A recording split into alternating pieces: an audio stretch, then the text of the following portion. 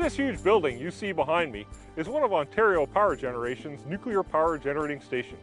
In essence, it's a factory that converts the energy of the atom into a flow of electrons, or what's commonly called electricity, the electricity that helps power the province. Nuclear, hydroelectric, and fossil fuel generating stations have many similarities in the way they generate electricity. Where they differ is their fuel source. OPG's nuclear stations use naturally occurring uranium that's processed into little ceramic pellets like this. An unused fuel pellet emits very little radiation. However, it holds the potential to produce a whole lot of energy. Just 8 of these pellets will power an average house for almost 1 year. The fuel pellets are sealed into metal tubes, which are then welded together to form a fuel bundle.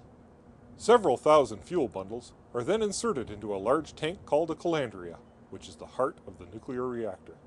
Nuclear generating stations split the uranium atoms in the fuel in a process called fission, and the result is the release of a tremendous amount of heat. To unlock the heat energy in the uranium atoms, you need what's called a moderator. In CANDU reactors, a special kind of water called heavy water is used as the moderator.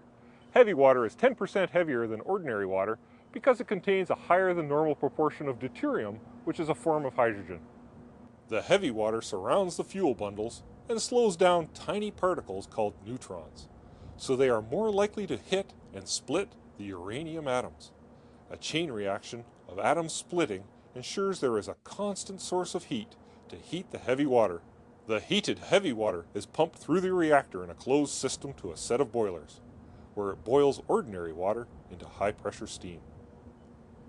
The heavy water, having done its job, is recirculated back to the reactor to pick up more heat and cool the fuel.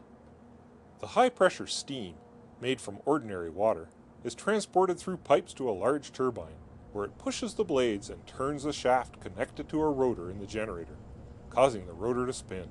The spinning rotor is a large electromagnet that produces a rotating magnetic field.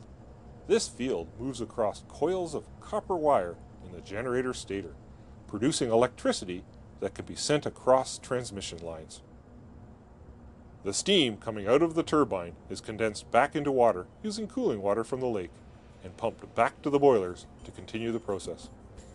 Ontario Power Generation's nuclear generating stations have sophisticated safety systems to control, cool, and contain the process each step of the way, generating electricity safely and virtually free of all smog and greenhouse gas emissions.